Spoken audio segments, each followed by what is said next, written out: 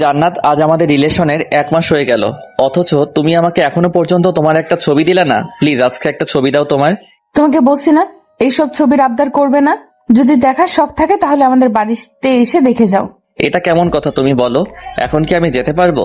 তুমি বোঝার চেষ্টা করো না কেন? একটা ছবি দিলে কি হবে? তোমাকে বলছি না, যদি দেখতে চাও তাহলে আমার বাড়িতে আসো। আমার সব জোরে জোরে ভালো লাগে না। তোমার বাড়িতে কিভাবে যাব? আমি কিছু জানি না। আচ্ছা, তোমার জানতে হবে না। দেখি, যেদিন যেতে পারবো সেদিনই তোমাকে দেখবো। এই তো ছেলের মতো কথা। হইছে, আর বলতে হবে না। ঠিক আছে, বললাম না। ওই বাবু, এখন বাই, মা আসছে, পরে কথা হবে। তাই বলে ফোনটা রেখে চলে গেল। এখন আসেন, আমাদের পরিচয়টা জেনে নিন। আমি হৃদয়, এবার অনার্স 2য় বর্ষের ছাত্র। আর যে মেয়েটির সাথে কথা বললাম তার নাম জান্নাত। আমি ঢাকায় থেকে লেখাপড়া করি। আর জান্নাতের বাড়ি সিরাজগঞ্জ। জান্নাত এবার ইন্টার ফার্স্ট ইয়ারে পড়ে। আমাদের প্রথম পরিচয় ফেসবুকে। আস্তে আস্তে কথা বলতে বলতে দুজনের খুব ভালো বন্ধু হয়ে যায়। কিন্তু কখন যে আমি অজান্তেই তাকে ভালোবেসে ফেলি আমি নিজেও জানি না। তাকে কোনোদিন দেখি নাই, কিন্তু আমার মনের ঘরে তাকে নিয়ে একটি স্বপ্ন বেঁধেছি। ওর কাছে যতদিন ছবি চাইছি ততদিন আমাকে নিষেধ করছে।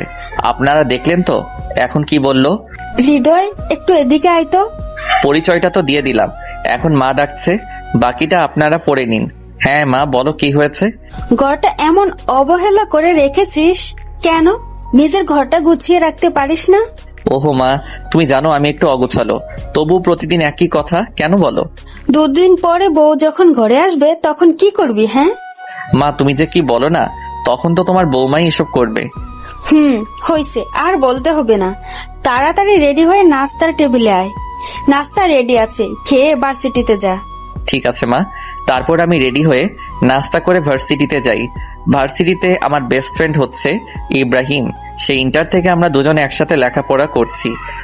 দুজনের বেস্ট ফ্রেন্ড, কখনো আমাদের মধ্যে ঝগড়া হয় না। ভার্সিটিতে যেতেই দেখলাম ইব্রাহিম বট গাছের নিচে বসে আছে। কিরে, কখন আসলি? এই তো দোস্ত, 5 মিনিট হলো। আজ দেখছি তোর মন খারাপ, ব্যাপার কি? কিছু হয়েছে নাকি? আরে না রে দোস্ত, কিছু হয়নি। তো তুই একা বসে কেন? আর সবাই আসেনি? সবাই এসেছে। সবাই যে যার ক্লাসে চলে গেছে। আমি তোর জন্য অপেক্ষা করছি এখানে। তো তুই তোর ক্লাসটা মিস করলি?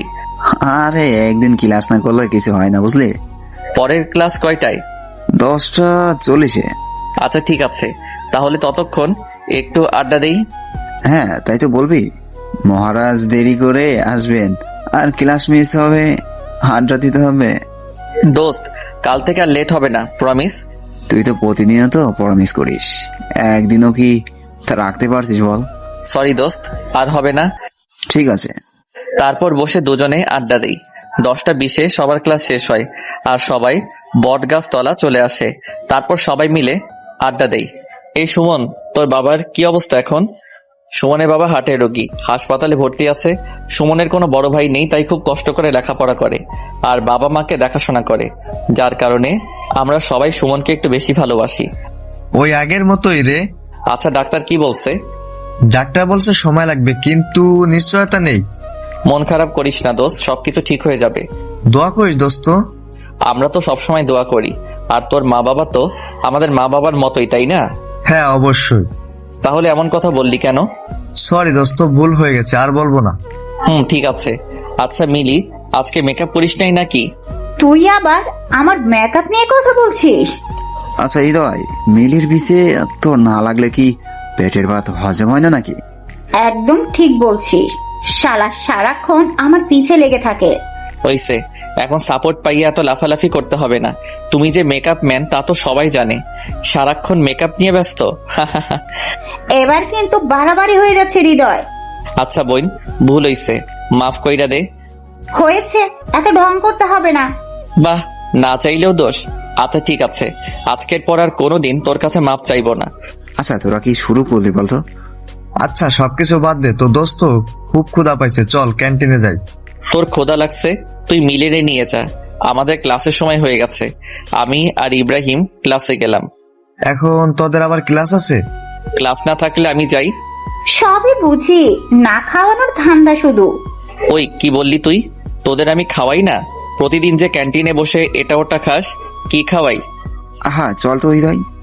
আচ্ছা ঠিক আছে, তোরা ক্যান্টিনে গিয়ে বস, আমরা ক্লাস করে আসছি, তারপর একসাথে খাওয়া দাওয়া করব। আর তোদের যদি দেরি না পছন্দ হয় তাহলে খেয়ে নিতে পারিস, আমি এসে বিল দেব, সমস্যা নাই। সত্যি দিবি তো? হ্যাঁ দেব, এখন যা তোরা। তাই বলে ওদেরকে রেখে আমি আর ইব্রাহিম ক্লাসে চলে গেলাম। ক্লাসে ঢুকতে দেখি নতুন একটা স্যার জয়েন করছে, আজকে তার ক্লাস। স্যারের আজ আমাদের প্রথম ক্লাস, তাই আজকে পরিচয় পর্বের মধ্য দিয়ে ক্লাস শেষ করে বেরিয়ে ক্যান্টিনে চলে যাই। ক্যান্টিনে গিয়ে দেখি হারামিগুলো বসে আছে। কি রে, তোরা কিছু খাসনি? তোদের স্যার আমরা কখনো কিছু খাইছি? আরে বোকা, খাইলে কি হতো? কিছু হয়তো না, কিন্তু তোদের ছাড়া আমরা খাবো না তাই খাইনি। আচ্ছা খাসনি, ভালো করছস। তো এখন কি খাবি বল? এখন বেশি কিছু খাবো না, হালকা নাস্তা করলে হবে। আচ্ছা তাহলে সিঙ্গারা আনি, তোরা বস। তাই বলে আমি সিঙ্গারা আনতে গেলাম, সাথে কোল্ড ড্রিঙ্ক নিলাম। তারপর সবাই নাস্তা করে কিছুক্ষণ আড্ডা দিয়ে বাসায় ফিরলাম। বাসায় এসে লাঞ্চ করে বিকালে একটা ঘুম দিলাম। সন্ধ্যায় ঘুম থেকে উঠে দেখি মোবাইলে 29টা মিসড কল। চেক করে দেখি জান্নাতের কল ছিল। আজ আমি শেষ, কি মরণে ঘুমাচ্ছিলাম, ফোনটা বাজছিল বুঝতে পারিনি। জান্নাত তো আজকে আমাকে মেরে ফেলবে। তাড়াতাড়ি করে জান্নাতকে একটা ফোন করলাম। হ্যালো জান্নাত। সরি, কে আপনি? আর কাকে ফোন করেছেন? আমি সরি, আসলে ভার্সিটি থেকে এসে লাঞ্চ করে একটু ঘুমিয়ে পড়ছিলাম, তাই বুঝতে পারিনি কখন ফোন করছিলা। সরি। তো ঘুম থেকে উঠছেন কেন? যান ঘুমান। সরি তো জান। তোমার এই সরি আমার আর ভালো লাগে না। আচ্ছা ঘুমিয়ে পড়েছিলাম তো কি করব? কিছু করতে হবে না, চুপচাপ বসে থাকো। বাই। তাই বলে ফোনটা কেটে দিল। আল্লাহ গো, মেয়েটা কত রাগ করে। আল্লাহ তো এই মেয়েটাকে একটু হেদায়েত দান করো। কথায় কথায় রাগ করে। ফোনটা কেটে যাওয়ার সাথে আবার ফোন করলাম। কি ব্যাপার, আবার ফোন করছো কেন? আমার জান পাখিটা, প্লিজ কথা বলো। তোমার সাথে আবার কিসের কথা? কথার কি শেষ আছে? হ্যাঁ, কথা শেষ আছে। তোমার সাথে আমার আর কোনো কথা নাই। প্লিজ জান, এমনটা করো না, প্লিজ কথা বলো। আচ্ছা ঠিক আছে, বলো কি বলবে। I love you. এটা ছাড়া আর কোনো কথা আছে? আছে তো। তো সেই কথা বলো। আমার না খুব ইচ্ছা করছে তোমার কাছে ছুটে যেতে। তো আসো না কেন? কি করব বলো? সিরাজগঞ্জ তো আমার কোনো রিলেটিভ নেই যে তার পাশেই যাব। রিলেটিভ না থাকলে কি আসা যায় না? যাওয়া যায় তো, কিন্তু আমি তো কিছুই চিনি না, কোথায় যেতে কোথায় চলে যাব। তুমি কোন দুনিয়ার মানুষ? কেন? তুমি ডিজিটাল যুগে এসে হারিয়ে যাওয়ার ভয় করছো? আমি আমার ভয় করি না। যদি তুমি কোনো কারণে হারিয়ে যাও, সেদিন আমার মরণ ছাড়া কিছু হবে না। হইছে, এখন আর ইমোশনাল হতে হবে না। তারপর জান্নাতের সাথে অনেকক্ষণ কথা বলে ফোনটা রেখে একটু ছাদে যাই। আমাদের ছাদে একটি দোলনা আছে, তো ছাদে গিয়ে দোলনায় বসে দোল খাচ্ছিলাম। এমন সময় সুমনের ফোন আসলো। হ্যালো হৃদয়, তুই কোথায়? কিরে, কি হয়েছে? এভাবে কথা বলছিস কেন? বাবা কেমন জানি করছে, তুই একটু তাড়াতাড়ি হাসপাতালে আসবি। আচ্ছা আমি আসতেছি, দাঁড়া। তাই বলে ফোনটা রেখে বাসা থেকে বেরিয়ে ইব্রাহিমের বাসায় গেলাম। ইব্রাহিমকে সাথে নিয়ে হাসপাতালে চলে গেলাম। হাসপাতালে গিয়ে দেখি সুমন একটা বেঞ্চের উপর বসে আছে। আমি সুমনকে বললাম, কি হয়েছে সুমন? বাবার আবার হার্ট অ্যাটাক হয়েছে। কি বলিস? এখন আঙ্কেল কই? ডাক্তার অপারেশন করছে। আচ্ছা তুই কোনো চিন্তা করিস না, সবকিছু ঠিক হয়ে যাবে। তোরা তো জানিস আমি বাবার জন্য কত কিছু করছি। বাবার এমন হলে আমি আর মা থাকবো কিভাবে? আরে কিছু হবে না আঙ্কেলের। আমি সুমনকে সান্ত্বনা দিতে লাগলাম। সান্ত্বনা দিতে দিতে দেখি ডাক্তার অপারেশন শেষে বাহিরে আসলো। আমরা ডাক্তারের কাছে গিয়ে বললাম, কি অবস্থা ডাক্তার? অবস্থা খুব একটা ভালো না, রোগী চাইছে না বাঁচতে। এখন আমরা কি করব বলেন? মানে কি বলছেন আপনি? উনি হার্টের পেশেন্ট, কিন্তু সেদিকে তিনি কোনো চিন্তাই করেন না, সারাক্ষণ নিজের প্রতি অবহেলা করে। এখন আমরা কি করব? আচ্ছা ডাক্তার, এখন কোনো উপায় নেই কি? হ্যাঁ আছে, অনেক মেন্টালি সাপোর্ট দিতে হবে। আচ্ছা ঠিক আছে ডাক্তার, আমরা যথেষ্ট চেষ্টা করব। ঠিক আছে। তারপর ডাক্তার চলে যায়। আমরা সুমনের বাবার কাছে যাই। সুমনের বাবার কাছে গিয়ে বলি, আঙ্কেল এখন কি অবস্থা? এই তো বাবা, জীবন্ত লাশ হয়ে শুয়ে আছি। এমন কথা বলছিস কেন? কি বলবো বাবা, আর কতদিন এভাবে থাকবো? অনেক দিন তো হয়ে গেল। হ্যাঁ অনেক দিন হয়ে গেল। আপনি জানেন আপনি অসুস্থ হওয়ার পর থেকে সুমন আর আন্টি কত কষ্ট করছে। যেখানে সুমনের পড়াশোনায় মনোযোগী হওয়ার কথা, সেখানে পড়াশোনার পাশাপাশি আপনার চিকিৎসা খরচ জোগাতে হয়, পরিবার চালাতে হয়। এই বয়সে সুমনকে কত কষ্ট করতে হচ্ছে বলেন। আর আপনি যদি নিজেকে এভাবে গুটিয়ে নেন তাহলে কিভাবে হবে? আপনার ছেলের দিকেও তো দেখতে হবে নাকি? আপনার ছেলের দুঃখটা কি একটু বোঝার চেষ্টা করবেন না? একটু সুস্থ হয়ে ওঠেন, সবাইকে ভালো রাখতে হবে তো। ঠিক বলছো বাবা, আমি একটা অপদার্থ বাবা। যেখানে বাবাকে সব দায়িত্ব পালন করতে হবে সেখানে আমার ছেলে আমার দায়িত্ব পালন করছে। তাহলে বুঝেন, এখন আপনাকে যত তাড়াতাড়ি সম্ভব সুস্থ হয়ে উঠতে হবে। আর কোনো চিন্তা করবেন না, আমরা আছি তো, সবসময় হাসি খুশি থাকার চেষ্টা করবেন। ঠিক আছে বাবা, তোমাদের অনেক কষ্ট দিলাম। আমাদের কোনো কষ্ট নেই, তুমি তাড়াতাড়ি সুস্থ হয়ে উঠো। আমাকে সুস্থ হতেই হবে। এই তো আঙ্কেল, এখন বুঝতে পেরেছেন। তারপর কিছুক্ষণ আঙ্কেলের সাথে কথা বলার পর সুমনকে বুঝিয়ে রেখে আমি আর ইব্রাহিম চলে আসি। বাসায় এসে ঘুমিয়ে পড়ি। পরের দিন ঘুম থেকে উঠে ফ্রেশ হয়ে নাস্তা করে একটু আড্ডা দিতে বেরিয়ে পড়ি। আজ ভার্সিটিতে ক্লাস নেই, তাই ভার্সিটিতে যাওয়া হলো না। আমাদের একটা আড্ডাখানা আছে, সেখানে যেদিন ভার্সিটি সবাই আড্ডা দেই, আজকেও তার বিকল্প নেই। সবাই এসে পড়েছে, সবাই বসে আড্ডা দিচ্ছি। হঠাৎ এমন সময় ইব্রাহিমের ফোনে একটা কল আসে। ইব্রাহিম, তোমার ছোট চাচার বিয়ে ঠিক হয়েছে। আগামীকাল আমাদেরকে গ্রামের বাড়ি যেতে হবে। কি বলছো বাবা, সত্যি? হ্যাঁ সত্যি। আমার অনেক মজা হচ্ছে। দাঁড়াও বাবা, আমি তাড়াতাড়ি বাসায় আসছি। আচ্ছা ঠিক আছে। ইব্রাহিম ফোনটা রাখা মাত্রই আমি ইব্রাহিমকে বললাম, কি রে, কি হয়েছে, এত খুশি কেন? আর বলিস না, আমার ছোট চাচার বিয়ে ঠিক হয়ে গেছে। কাল সকাল সকাল আমাদের গ্রামের বাড়ি যেতে হবে। গ্রামের বাড়ি? তোর আবার গ্রামের বাড়ি আছে নাকি? হ্যাঁ রে, তোকে এর আগে বলা হয়নি, কারণ আমি ছোটবেলা থেকেই ঢাকায় বড় হয়েছি। গ্রামে দু একবার গিয়েছিলাম। তোদের গ্রামের বাড়ি কই? সিরাজগঞ্জ। কি শালা, তোর বাড়ি সিরাজগঞ্জ? আমাকে বলবি না? কেন রে, কি হয়েছে? শালা, আমার সিরাজগঞ্জ একটা কাজ আছে, আমার কোনো রিলেটিভ থাকে না, তাই যাইতে পারতেছি না। আর তোর গ্রামের বাড়ি ওখানে, আমাকে আগে বলবি না? সিরাজগঞ্জ তোর আবার কি কাজ আছে? তোকে বলা যাবে না, একটু সিক্রেট। অনেকদিন ধরেই যাবো যাবো বলছি, কিন্তু যাওয়া হচ্ছে না। আচ্ছা, এই তো যখন সিক্রেট, তাহলে একটা কাজ করতে পারিস। কি কাজ? আমাদের সাথে কাল আমার গ্রামের বাড়িতে চল, তাহলে আমার চাচার বাড়ি গিয়ে তোর কাজটা হয়ে যাবে। আমি ইব্রাহিমের কথা ফেলতে পারলাম না, কারণ আমি সিরাজগঞ্জ যাওয়ার জন্য অনেক চেষ্টা করছিলাম। এখন সুযোগ পেয়েছি, হাতছাড়া করব না। তাহলে তো খুব ভালো হয়। আচ্ছা ঠিক আছে, তাহলে রেডি হয়ে নিস, কাল সকালে রওনা দিব। আচ্ছা ঠিক আছে দোস্ত, আজকে আমি অনেক খুশি, কারণ জান্নাতের সাথে দেখা করার জন্য সিরাজগঞ্জ যাচ্ছি। বাসায় গিয়ে জান্নাতকে ফোন দিলাম, হ্যালো জান্নাত, এবার তুমি পালাবে কোথায়? এবার তোমাকে দেখেই ছাড়বো। মানে কি বলছো তুমি? আগামীকাল আমি সিরাজগঞ্জ যাচ্ছি। সত্যি আগামীকাল তুমি আমার সাথে দেখা করার জন্য সিরাজগঞ্জ আসছো? হ্যাঁ জান, সত্যি। শুধু একদিনের জন্য না, বেশ কিছুদিন থাকবো। বাহ, তাহলে তো খুব খুশির সংবাদ। কিন্তু কোথায় আসবে, কার বাসায় আসবে? আমার বেস্ট ফ্রেন্ডের বাড়িতে। তোমার আবার বেস্ট ফ্রেন্ড? সিরাজগঞ্জে কিভাবে হলো? আরে বলো না, আমার বেস্ট ফ্রেন্ডের গ্রামের বাড়ি সিরাজগঞ্জ। আমি জানতামই না, আজকে জানলাম, তাই আর দেরি করছি না, আগামীকাল চলে যাব। আচ্ছা ঠিক আছে, দেখে শুনে এসো। ওকে জান। এভাবেই জান্নাতের সাথে অনেকক্ষণ কথা বললাম। তারপর মা বাবাকে জানালাম আগামীকাল সিরাজগঞ্জ যাব ইব্রাহিমের চাচার বিয়েতে। মা বাবা রাজি হয়ে যায়, কারণ তারা জানে ইব্রাহিম আমার বেস্ট ফ্রেন্ড। রাত্রে আমার সব কাপড় চোপড় গুছিয়ে নিলাম। পরের দিন সকালে আমি, ইব্রাহিম আর ওর মা বাবা সবাই সিরাজগঞ্জের উদ্দেশ্যে রওনা দিলাম। দীর্ঘ 5 ঘন্টা যাত্রা করার পর আমরা বাসায় পৌঁছালে ইব্রাহিমের গ্রামের বাড়িতে যেয়ে বাড়ির কলিং বেল বাজাতেই হুট করে কি যেন আমার মাথায় একটা লাঠি দিয়ে বাড়ি দিল। আমি কিছু বুঝে ওঠার আগেই একটা মেয়ে সামনে থেকে দৌড়ে পালালো। পাশে থেকে ইব্রাহিম বলল, কিছু মনে করিস না দোস্ত, এটা আমার পাগলি ছোট বোন। আমি অনেকদিন ধরে গ্রামে আসি না, তাই আমাকে মারার জন্য এসেছিল, কিন্তু ভুল করে তোকেই মেরে ফেলেছে। তোর আবার বোন আছে? হ্যাঁ রে, ও তো ছোটবেলা থেকে গ্রামেই থাকে। গ্রাম ছেড়ে নাকি ওকে যেতে মন চায় না। বাহ, ভালো তো। আচ্ছা, আমরা কি গেটে দাঁড়িয়ে কথা বলবো না ভিতরে যাব? হ্যাঁ বাবা, ভিতরে চলো।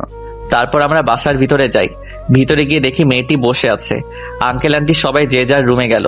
ইব্রাহিম তার ছোট বোনকে বলে, মিম, এটা আমার বেস্ট ফ্রেন্ড হৃদয়, ওকে একটা রুমে জায়গা করে দে, আমাদের সাথেই থাকবে কিন্তু। ঠিক আছে ভাইয়া। আমি মেয়েটার দিকে হা করে তাকিয়ে আছি। সত্যি মেয়েটা দেখতে অসম্ভব সুন্দর, কিন্তু বেশিক্ষণ তাকিয়ে থাকতে পারলাম না, কারণ সে আমার বেস্ট ফ্রেন্ডের ছোট বোন, আর আমি অন্য একজনকে ভালোবাসি। যাই হোক, তারপর আমাকে একটি রুমে নিয়ে গেল আর বলল, এটা আপনার থাকার রুম, যান ফ্রেশ হয়ে একটু রেস্ট নেন। তোমাকে ধন্যবাদ। মেয়েটা ওয়েলকাম জানিয়ে চলে গেল। হঠাৎই আমার ফোনে কল বেজে উঠল। জান্নাত ফোন করেছে। তাহলে তুমি সিরাজগঞ্জে এসেই গেলে। তুমি কিভাবে জানলে? এখন থেকে তোমার প্রত্যেকটি কদমই আমি দেখতে পাবো। মানে কিভাবে? সেটা তো তোমাকে বলা যাবে না। আচ্ছা, তুমি এখন লাল শার্ট পরে আছো না? তুমি এগুলো কিভাবে বলছো? সব জানতে পারবে। এখন থেকে তুমি আমার নজরে নজরে থাকবে। তুমি কখন কি করছো সবকিছুই আমি জানতে পারবো। আমি কিছুতেই বুঝতে পারছি না জান্নাত এগুলো কিভাবে জানে। আচ্ছা জান্নাত, তুমি কি আমাকে একটু খুলে বলবে? সময় হোক সবকিছু জানতে পারবে। এটা আবার কেমন কথা? আমার সাথে লুকোচুরি খেলছো? যা মনে করবে তাই। তোমার জন্য এত কষ্ট করে আমি সিরাজগঞ্জে আসলাম, আর তুমি? উফ, এত কথা বলো না তো। এখন ফোন রাখলাম, পরে কথা হবে, বাই। এটা বলে জান্নাত ফোনটা রেখে দিল। আমি তো বিছানার উপর বসে গেলাম। বিছানার উপর বসে ভাবছি, জান্নাত আমার উপস্থিতি বুঝলা কিভাবে, আর জানলেই বা কিভাবে? আমি কি পোশাক পরে আছি? না, ঘটনাটা কেমন জানি এলোমেলো লাগছে। এগুলো ভাবতে ভাবতে গিয়ে ফ্রেশ হয়ে নিলাম। ফ্রেশ হয়ে একটু রেস্ট নিলাম। অনেকক্ষণ পর ইব্রাহিম আমার রুমে এসে আমাকে ডেকে বলল, হৃদয়, তুই তো কখনো গ্রামে আসিসনি, আর আমিও অনেকদিন ধরে গ্রামে আসিনি, তাই চল বাইরে থেকে একটু ঘুরে আসি। আচ্ছা ঠিক আছে চল। আমি আর ইব্রাহিম বাড়ি থেকে বের হতে যাব, এমন সময় মিম সামনে এসে দাঁড়িয়ে বলল, ভাইয়া কোথায় যাচ্ছিস? এই তো একটু বাইরে ঘুরতে যাব। কেন? তুই তো অনেকদিন যাবত গ্রামে আসিস না। গ্রামের রাস্তাঘাট কি তোর মনে পড়ে? তাই তো, আমার তো এই কথা একদমই মনে ছিল না। আচ্ছা, যাওয়ার সময় সুজনকে সাথে নিয়ে যাস। আচ্ছা ঠিক আছে। সুজল ইব্রাহিমের বড় চাচার ছেলে, কিন্তু বয়সে আমাদের ছোট। সুজনকে নিয়ে গ্রামে ঘুরছি। সত্যি গ্রামের দৃশ্য অনেক সুন্দর। আশেপাশে ক্ষেত খামার, আর তার মাঝখান দিয়ে রাস্তা। খুব মজা হচ্ছিল। চারপাশে পাখির কিচিরমিচির শব্দ। সত্যি শহরের সাথে গ্রামের কখনো তুলনা হয় না। ঘুরতে ঘুরতে হঠাৎ জান্নাতের একটা SMS আমার ফোনে আসলো। বাহিরে ঘুরোস ঠিক আছে, কিন্তু এলাকার অন্য কোনো মেয়েদের দিকে তাকালে কিন্তু চোখ তুলে ফেলবো। ও আল্লাহ, জান্নাত আমার প্রতিটা খবর কি করে জানছে? জান্নাত এখন কোথায় আছে? আমি তো কিছুই বুঝতে পারছি না। আর আমার খবরগুলো কিভাবে পাচ্ছে আমার তো মাথায় আসছে না। আচ্ছা তুমি কোথায় আছো বলো তো? ঠিক সময় আসুক সবকিছু জানতে পারবে। তোমার জন্য এত কষ্ট করে আমি আসলাম, আর আমার সাথে দেখাই করছো না। কিচ্ছু করার নাই, অপেক্ষা করো, সবুরে মেওয়া ফলে। কি আর করার, কোনো উপায় নেই জান্নাতকে দেখার। গ্রামটা ঘুরে দেখা শেষে বাসায় ফিরি। বাসায় ফিরে রুমে রেস্ট নিচ্ছি। এমন সময় দেখলাম মিম বারবার আমার রুমের সামনে দিয়ে ঘুরপাক খাচ্ছে। আমি বুঝলাম না ব্যাপারটা কি। মেয়েটা আমার রুমের সামনে দিয়ে এমন ঘোরাঘুরি করছে কেন? একটু পর ডিনারের জন্য ইব্রাহিম এসে ডেকে গেল। তারপর ডিনার শেষে রুমে এসে শুয়ে আছি। একটু পর আমার ফোনে মেসেজ আসলো। কি ব্যাপার, সারাদিন রুমের মধ্যে শুয়ে বসে থাকো, খারাপ লাগছে না? তুমি কোথায় আছো এখন? আর তুমি কিভাবে বুঝলে আমি রুমের মধ্যে বসে আছি? তোমাকে বলছি না, তোমার প্রত্যেকটা কদম এখন থেকে আমি দেখতে পাবো। তাহলে আমার সামনে আসছো না কেন? সঠিক সময় আসুক, ঠিকই সামনে যাব। আচ্ছা, তোমাকে যেটা বলার জন্য মেসেজ দিছি, চলো কাল দেখা করি। সত্যি কাল দেখা করবা? হ্যাঁ, দেখা করব। কাল স্কুলের মাঠে চলে এসো, দেখা হবে। কিন্তু আমি তো স্কুলের মাঠটা চিনি না, কিভাবে যাব? তুমি বাসা থেকে বাইরের ডান দিকে একটা রাস্তা আছে, সেই রাস্তা দিয়ে সোজা চলে আসবে। তারপর সামনে একটা মোড় দেখতে পাবে। সেখান থেকে উত্তর দিকে একটু সামনে গেলেই স্কুলের মাঠ পড়বে, আর সেখানে আমরা দেখা করব। আচ্ছা ঠিক আছে যান। সত্যি আজ আমি অনেক খুশি। কাল জান্নাতের সাথে দেখা হবে এটা ভাবতেই আমি খুশিতে আত্মহারা হয়ে যাচ্ছি। কাল প্রথম জান্নাতের সাথে আমার দেখা হবে। আমি খুবই এক্সাইটেড হয়ে আছি। জান্নাতের কথা ভাবতে ভাবতে কখন ঘুমিয়ে গেছি বুঝতে পারছি না। পরের দিন সকালে ঘুম থেকে উঠে নাস্তা করে স্কুলের মাঠে চলে যাই, কিন্তু কোথাও জান্নাতকে দেখতে পারছি না। হঠাৎ সামনে থেকে 4-5টা মেয়ে আসলো। কি ব্যাপার, এখানে দাঁড়িয়ে কি করেন? দেখলাম মেয়েগুলোর মধ্যে মিম মেয়েটির আছে। কি বলবো বুঝতে পারছিলাম না। কি হলো, কিছু বললেন না কেন? কি বলবো, একজনের সাথে দেখা করার জন্য আসছি, কিন্তু তাকে খুঁজে পাচ্ছি না। কার সাথে দেখা করতে আসছেন ভাইয়া? জান্নাতের সাথে দেখা করতে আসছি। ও, তাহলে আপনি সেই হৃদয়? হ্যাঁ, কিন্তু আপনারা কারা? আমি জান্নাতের ফ্রেন্ড। ও আচ্ছা, কিন্তু আপনাদের ফ্রেন্ড কোথায়? জান্নাত তো আসেনি। কেন? জান্নাতের তো আজকে আমার সাথে দেখা করার কথা ছিল। সরি, আচ্ছা জান্নাত আপনার সাথে দেখা করবে না। আপনি কি ভেবেছেন জান্নাতের দেখা পাওয়া খুব সহজ? সহজ হবে না কেন? আমি তো তাকে ভালোবাসি। ভালোবাসেন তাতে কি, দেখা হচ্ছে না। আচ্ছা শোনেন, এখানে যখন এসেই পড়েছেন তাহলে আজকে আমাদের খাওয়াবেন। আমি আপনাদের কেন খাওয়াবো? বারে দেখতে হবে না আপনি কিপটা নাকি? আমি কিপটা নই। সেটা তো দেখতেই পাচ্ছি। যদি কিপটা না হতেন তাহলে আমরা জান্নাতের ফ্রেন্ড জানার পর আমাদের খাওয়াতে না করতেন না। আমি কিভাবে বুঝবো যে সত্যি আপনারা জান্নাতের ফ্রেন্ড? আপনি কি আমাদের চিটার ভাবছেন? হইতেও পারেন, কিভাবে বুঝবো? আচ্ছা ঠিক আছে, আমরা চিটার।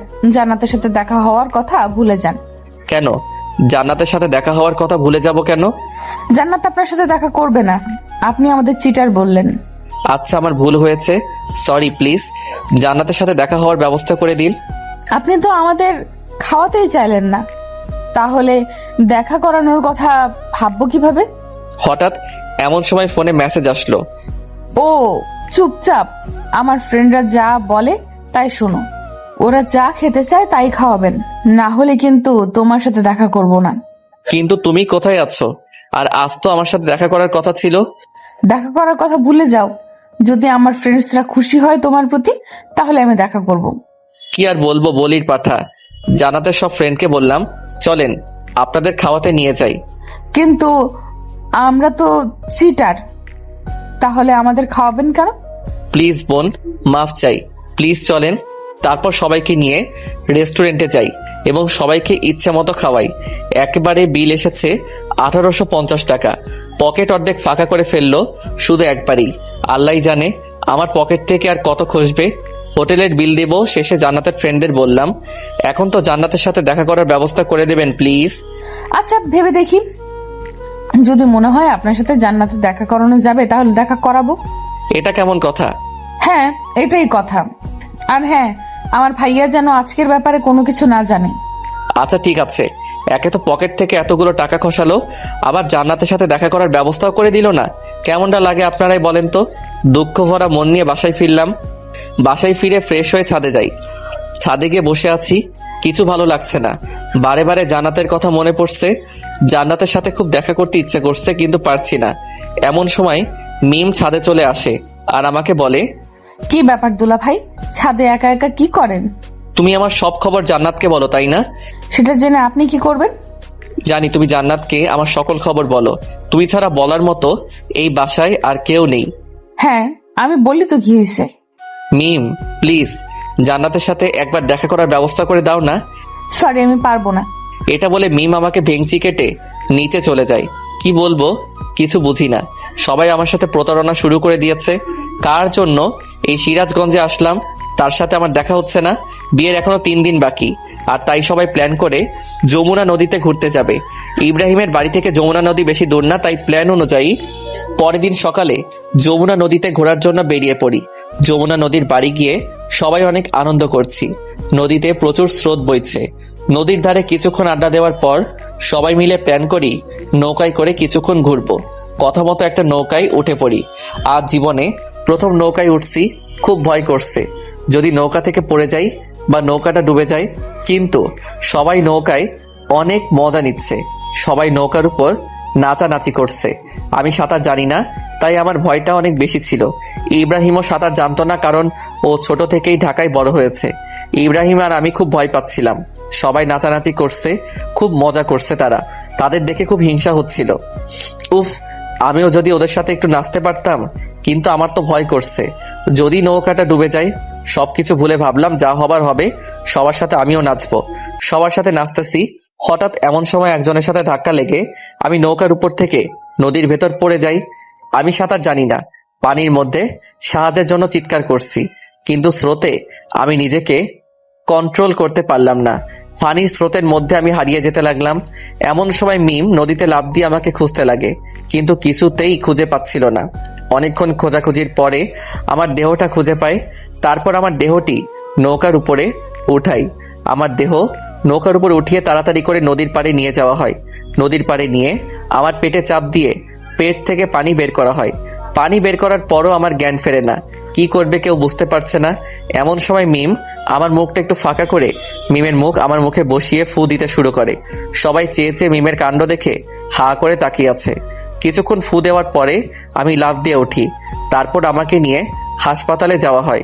ডাক্তার আমার চিকিৎসা করে আর বলে, রোগীর ঠিক মতো যত্ন নিতে হবে, না হলে ভবিষ্যতে কোনো বড় সমস্যা হতে পারে।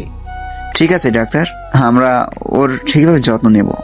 তারপর আমাকে হাসপাতাল থেকে বাসায় নিয়ে আসা হয়। বাসায় নিয়ে আসার পর আমার যত্ন নেওয়া হবে খুব ভালোভাবে।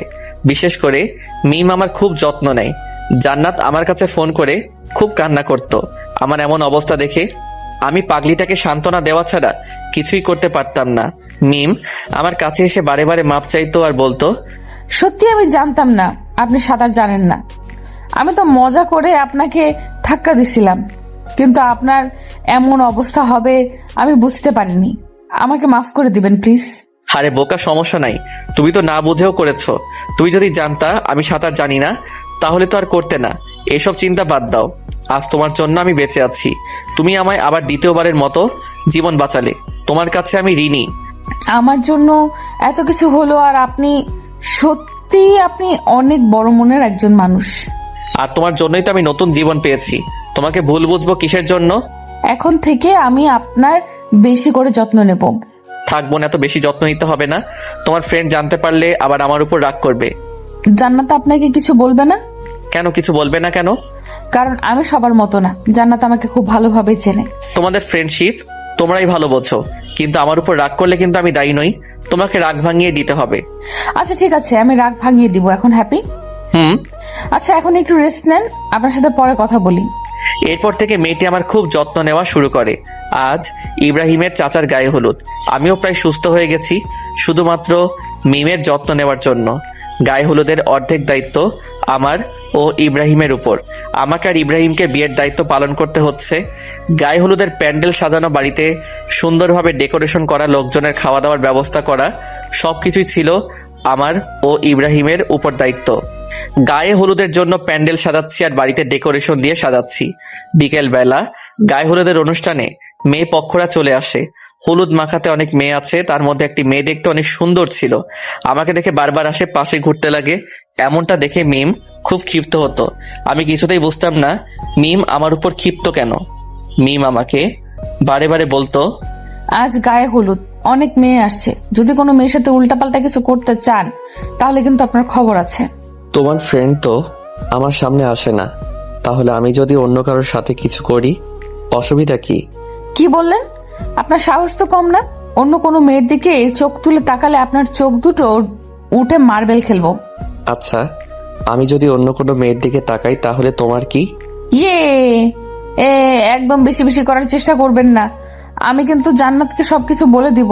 শুধু একবার বলে দেখো, তোমার অবস্থা খারাপ করে দিব। কি করবেন শুনি? আমি কি করব আমি নিজেও জানি না। প্লিজ বোন, জান্নাতকে কিছু বলো না। আমি তো জান্নাতকে বলে দিব, দেখি আপনি কি করেন। প্লিজ, আমি তোমার কাছে হাত জোড় করছি, প্লিজ জান্নাতকে কিছু বলবে না।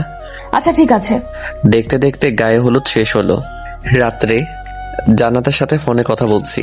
তুমি গায়ে হলুদের সময় মেয়েদের দিকে তাকিয়েছিলে কেন? কোন মেয়ের দিকে তাকাইলাম? আর তোমাকে কে বললো এটা? যে বলার সে বলছে। তুমি বলো, অন্য মেয়েদের দিকে তাকাইছো কেন? সত্যি আমি তাকাইনি, ওই মেয়েটা আমার দিকে তাকিয়েছিল। না, তুমি ওই মেয়ের দিকে তাকিয়েছিলে, আমি জানি। সব ছেড়ে একই রকম। ওই জান্নাত, সত্যি আমি অন্য কোনো মেয়ের দিকে তাকাইনি। আমি শুধু তোমাকেই ভালোবাসি। তোমাকে ছাড়া অন্য কোনো মেয়ের কথা ভাবতেও পারি না। তুমি সব মিথ্যা কথা বলছো, আমি জানি সবকিছু। আর তাই আজকের পর থেকে তুমি আর আমার সাথে কোনো কথা বলবে না।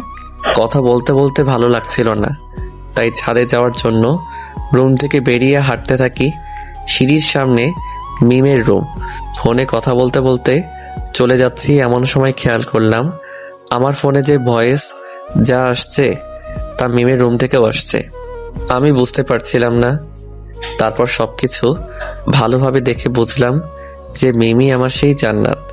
তাই তো বলি যে মিমের কণ্ঠটা ও আচরণ এমন চেনা লাগছে কেন? আমার কথা বুঝতে পারছো? আজকের পর তুমি আমাকে একদম ফোন দিবা না। আজ থেকে তোমার সাথে আমার ব্রেকআপ। আচ্ছা ঠিক আছে, আমার সাথে কথা বলতে হবে না, আমিও তোমার সাথে কথা বলবো না। যাও, তুমি তোমার মতো থাকো। এটা বলে ফোনটা রেখে দেই। এরপর আমি আমার রুমে চলে যাই। একটু পর মেয়েরা আমার রুমে দৌড়ে আসে, আমাকে বলতে লাগলো, ওই আপনি আমার ফ্রেন্ডকে কি বলেছেন? হ্যাঁ, জান্নাত কান্না করছে কেন? ওর সাথে কথা বলবো না তাই। এই আপনার ভালোবাসা? ছি, যার জন্য আপনি ঢাকা থেকে সিরাজগঞ্জ আসলেন তার সাথে কথা বলা বন্ধ করছেন? আপনার কখনো ভালো হবে না। মিম এইসব কথা বলে যাচ্ছিল, এমন সময় আমি মিমকে জড়িয়ে ধরি। এই কি করছেন আপনি? আপনি আমাকে জড়িয়ে ধরেছেন কেন? তাই তো, আমি তোমাকে জড়িয়ে ধরেছি কেন? আচ্ছা 1 মিনিট দাঁড়াও, আমি জান্নাতকে ফোন করে একটু বলে নেই যে আমি তোমাকে কেন জড়িয়ে ধরেছি। এটা জান্নাতকে বলার কি আছে? তুমি এমন তোতলাচ্ছ কেন? কই তোতলাচ্ছি না তো, এমনিতেই। আচ্ছা তাহলে আমি জান্নাতকে একটা ফোন দেই। জান্নাতকে কেন ফোন দিবেন? কারণ তুমি আমার জান্নাত তাই। আমি আপনার জান্নাতে যাব কেন? ও আচ্ছা তাই না? হ্যাঁ তাই তো, আমি তো মিম, আপনার ফ্রেন্ডের ছোট বোন। আচ্ছা এখনই প্রমাণ হয়ে যাবে। 1 মিনিট ওয়েট, আমি জানতে একটা ফোন দেই। এটা বলে জান্নাতের নাম্বারে ফোন দিলাম আর মিমের ফোনটা বেজে উঠলো। আপনার মোবাইল বাজছে কেন? মোবাইলটা একটু দেখি, কে ফোন করেছে আপনাকে দেখি। না মানে কেউ ফোন করেনি, আপনাকে দেখতে হবে না। আমি তো দেখেই ছাড়বো, মোবাইলটা দাও বলছি। না, আমি কিছুতেই মোবাইল দেব না, এটা আমার পার্সোনাল ফোন, আপনাকে কেন দিব? আমি কিছু জানি না, আমি নেব। মিমের সাথে জোরাজোরি করতে করতে আমি বিছানার উপর পড়ে যাই আর মিম আমার বুকের উপর পড়ে যায়। দুজন দুজনের খুব কাছে চলে এসেছি, দুজনে দুজনের নিঃশ্বাস অনুভব করতে পারছি। আমার কাছে কেন তুমি পরিচয় গোপন করলে বলো? তোমাকে পরীক্ষা করতে চেয়েছিলাম। তো তোমার পরীক্ষা কি শেষ হয়নি? হয়েছে। তাহলে এখন স্বীকার করলে তো তুমি আমার জান্নাত? এখন আর স্বীকার না করে উপায় আছে? তাহলে এখন ছোট্ট করে একটা মিষ্টি দাও। কেন মিষ্টি দেবো কেন? বারে, আমার সাথে এতদিন অভিনয় করলে, আমাকে এত কষ্ট দিলে, তার বিনিময়ে এখন আমাকে মিষ্টি দিবে না? না দেব না। তুমি ভাবতেও পারোনি কিভাবে ধরা পড়ে যাবে, তাই না? আচ্ছা তুমি কিভাবে বুঝলে যে আমি জান্নাত? ওইটা সিক্রেট, বলা যাবে না। এই যে বলো বলছি। না বলবো না। তুমি বলবে না? আচ্ছা তুমি এমন করতেছো কেন? আমি যেভাবেই হোক জানতে পারছি, তোমাকে সেটা জানতে হবে কেন? না আমি শুনবো, তুমি বলো। আচ্ছা বলতেছি। যখন তোমার সাথে কথা বলছিলাম তখন কথা বলতে বলতে ছাদে যাওয়ার জন্য রুম থেকে বেরিয়েছিলাম, আর তখন দেখলাম তোমার রুম থেকে সাউন্ড আসতেছে, তখনই বুঝতে পেরে গেছি। ওহো, তুমি তো তাহলে ভালো না, তোমার আড়ি পাতার অভ্যাস আছে। তোমাকে ধরার জন্যই তো আমাকে আড়ি পাততে হয়েছে। কতদিন হলো এসেছি, তুমি দেখাই দিলে না। যাও, তোমার সাথে কোনো কথা নেই। তাই বলে মুখ ঘুরিয়ে দাঁড়িয়ে আছো। আমি ওকে ঘুরিয়ে আমার সামনে নিয়ে এসে বললাম, এই পাগলি, আজ প্রথম তোমার সাথে আমার সামনাসামনি পরিচয় হলো, আর তুমি এইভাবে মন খারাপ করে দাঁড়িয়ে থাকবে? থাকবোই তো, তোমার কি? এটা শোনার পর আমি জান্নাতকে আমার বুকের মধ্যে টেনে নিলাম। এবার বলো, আর রেগে থাকবে? এইভাবে ভয় নিয়ে ধরেছেন কেন? আমাকে জড়িয়ে ধরার সাহস কি নেই নাকি? আছেই তো, দেখবে? দেখাও দেখি। তাই বলে জান্নাতকে খুব জোরে জড়িয়ে ধরি। দুজনে অন্য এক জগতে হারিয়ে গেছি। অনেকক্ষণ জড়িয়ে ধরে থাকার পর মিম আমাকে ছাড়িয়ে বলল, ওই যান, এখন যাও, আবার কেউ দেখে ফেলবে। আচ্ছা যান। তারপর মিমের রুম থেকে বেরিয়ে আমি আমার রুমে চলে আসি। রাতে ঘুম ধরছিল না, তাই মিমকে ফোন করে ছাদে আসতে বলি। আমিও ছাদে চলে যাই। আমি ছাদে দাঁড়িয়ে আছি, একটু পর মিম ছাদে আসলো। দুজনে ছাদে বসে গল্প করছি। গল্প করতে করতে অনেক রাত হয়ে গেছে। তারপর আমি মিমকে বললাম, আচ্ছা যান, এখন ঘুমাতে হবে, কালকে আবার বিয়ে, অনেক কাজ আছে। তাই তো। আচ্ছা চলো এখন যাই। তাই বলে আমরা দুজনে ছাদ থেকে নেমে রুমে চলে আসি। রুমে এসে ঘুমিয়ে পড়ি। সকালবেলা ঘুম থেকে উঠে নাস্তার টেবিলে বসে আছি। আমার সামনের চেয়ারে মিম বসা। খাওয়ার সময় মিম বারে বারে ওর পা দিয়ে আমার পায়ে পাড়া দিচ্ছিল আর হাসছিল। আমিও হাসছিলাম। তার পাগলামিগুলো খুব ভালো লাগে। খাওয়া দাওয়া শেষে ডেকোরেশনের কাজে লেগে পড়ি। প্রথমে পুরো বাড়িটা সুন্দরভাবে ডেকোরেশন করে সাজাই। দুপুরবেলা গোসল করে সবাই বিয়েতে যাওয়ার জন্য রেডি হই। মিম আজকে অনেক সুন্দরভাবে সেজেছে। মিমকে দেখে চোখ সরাতে পারছি না। সত্যি মিমকে দেখতে আজ অনেক সুন্দর লাগছে। আমি মিমের কাছে গিয়ে বললাম, ওই এত সুন্দর করে সেজেছে কেন? কেন, দেখতে ভালো লাগছে না? ভালো লাগছে না মানে মনে হচ্ছে আজকে বিয়েটা তোমার আর আমার। কি যে বলো না। সত্যি আজকে তোমাকে দেখতে অনেক সুন্দর লাগছে। তোমার জন্য তো এত সুন্দর করে সেজেছি। তাই হুম। আমরা কথা বলছিলাম, এর মধ্যে বরকে রেডি করা হয়। তারপর আমরা কনের বাড়িতে যাওয়া উপলক্ষে রওনা দেই। অনেকক্ষণ যাত্রা করার পর কনের বাড়ির সামনে আমরা কনের বাড়ির সামনে পৌঁছাতেই দেখলাম অনেক সুন্দর করে গেট সাজানো হয়েছে এবং তার সামনে গেটে কনে পক্ষের লোকজন দাঁড়িয়ে আছে। আমরা গাড়ি থেকে নেমে গেটের সামনে দাঁড়াই আর বরকে কনে পক্ষের লোকজনেরা মিষ্টি খাওয়ায় আর তারপর টাকার আবদার করে। দুলাভাই, আমাদের মিষ্টি খাওয়ার জন্য 20,000 টাকা দিতে হবে, না হলে গেট ছাড়ছি না। এটা আবার কেমন কথা? টাকা কি গাছের পাতা নাকি? হ্যাঁ, যে বললে পেয়ে যাবেন। 20,000 টাকা চোখে দেখেছেন কখনো? না ভাইয়া, দেখি নাই, তাই তো আজকে চাইতেছিলাম। যদি গেটের ভিতরে প্রবেশ করতে চান তাহলে টাকা দিতেই হবে। টাকা নেবেন ঠিক আছে, কিন্তু এত বেশি চান কেন? একটু কমাই নেন। কোনো কম নেই, আমরা 15 জন আছি, সবারই তো ভাগ লাগবে নাকি? প্লিজ একটু স্যাক্রিফাইস করেন, একটু ডিসকাউন্ট দেন। কোনো ডিসকাউন্ট দেওয়া যাবে না। আমি চাচার কানে কানে বললাম। চাচা পকেট থেকে 5,000 টাকা বের করে চুপি চুপি ওদের হাতে দিয়ে দেন। আচ্ছা দিচ্ছি। চাচা পকেট থেকে টাকা বের করে ওদের হাতে দেয় আর বলে, কত দিয়েছেন দুলাভাই? দেখেন না কত দেওয়া হয়েছে। এ কি, এখানে তো 5,000 টাকা, মাত্র 5,000 টাকার জন্য এত বড় গেট সাজায়নি। প্লিজ এত বাড়াবাড়ি করবেন না, যা দেওয়া হয়েছে তাই রাইখা দেন। না না, আমরা কোনো কথা শুনবো না। আচ্ছা ঠিক আছে, একটু কমিয়ে দিলাম, 18,000 দেন। পাগল হয়েছেন নাকি আপনারা? আমরা কিছু জানি না, টাকা পেলে তবে গেট ছাড়বো, তাছাড়া গেট ছাড়ছি না। অনেকক্ষণ ধরে তর্কাতর্কি করতে করতে শেষ পর্যন্ত 9,000 টাকা ম্যানেজ করে ফেললাম। উফ কি ডাকাত রে ভাই, শুধু গেট ধরেই 9,000 টাকা নিয়ে নিল। গেট দিয়ে ভেতরে প্রবেশ করে আমরা বসে আছি। একটু পর বিয়ে পড়ানো কাজ শুরু হলো। আলহামদুলিল্লাহ, দেখতে দেখতে বিয়েটা সম্পূর্ণ হয়ে গেল। বিয়ে শেষে খাওয়া দাওয়ার পর্ব শুরু। কনে পক্ষ দেখছি খাওয়া দাওয়ার বিশাল আয়োজন করেছে, অনেক রকম আইটেম করা হয়েছে। সবাই অনেক মজা করে খাওয়া দাওয়া করা হলো। খাওয়া দাওয়া শেষে বোর কনেকে নিয়ে বাড়িতে ফিরি। সারাদিন অনেক ধকল গেছে, তাই বাসায় ফিরেই বোর কনেকে তাদের বাসর ঘরে ঢুকিয়ে আমরা সবাই যে যার রুমে গিয়ে শুয়ে পড়ি। আমি রুমে গিয়ে শুয়ে আছি, কিন্তু ঘুম ধরছে না। কিছুক্ষণ চুপচাপ শুয়ে থাকার পরও ঘুম ধরছিল না। না পেরে জান্নাতকে ফোন করে ছাদে আসতে বললাম। দুজনে ছাদে গিয়ে বসে আছি। আজ তো চাচার বাসর রাত। তো এই বাসরাত নিয়ে মানুষের কত পরিকল্পনা থাকে, তার কোনো শেষ নেই। থাকবেই তো। রাতে দুজন দুজনকে খুব ভালোভাবে জেনে নেয়, বুঝে নেয়, ভালোবাসা আদান প্রদান করে। আমাদের এমন হবে তাই না? যা দুষ্টু। ওই কিছু ভালো লাগছে না, একটা পাপ্পি দাও না। খুব লোভ ধরেছে তাই না? একটুখানি দাও না জান। দিন দিন তোমার চাহিদা কিন্তু বেড়েই যাচ্ছে। কি দেবে না তো? না, দেব না। ওকে, তাই বলে ছাদ থেকে নেমে আসতে ধরলাম। এমন সময় জান্নাত আমার হাত টেনে বুকের মধ্যে জড়িয়ে ধরে আমার ঠোঁটে ঠোঁট লাগিয়ে ভালোবাসার ছোঁয়া এঁকে দিল। ঠিক 5 মিনিট পর ছেড়ে দেয়। উফ, আর একটু হলেই তো মরে যেতাম। নিঃশ্বাসটা থেমে এসেছিল। কি আর লাগবে? না জান, আজকে আর চাই না। আচ্ছা ঠিক আছে, এখন চুপচাপ রুমে গিয়ে ঘুমিয়ে পড়বে। আচ্ছা জান। তারপর সোজা রুমে গিয়ে ঘুমিয়ে পড়ি। পরের দিন ঘুম থেকে উঠে সবাই বর কনের দিকে চেয়ে আছে। সবাই খুব হাসাহাসি করছে আর বলছে, রাত কেমন কাটলো? উফ ভাবি, তুমি না এইসব নিয়ে কেউ জিজ্ঞাসা করে? আয় হায়, আমার দেবত্বের লজ্জায় লাল হয়ে গেছে। চাচা কোনো কথা বলতে পারছে না, লজ্জায় লাল হয়ে গেছে। আর চাচির তো কোনো কথাই নেই।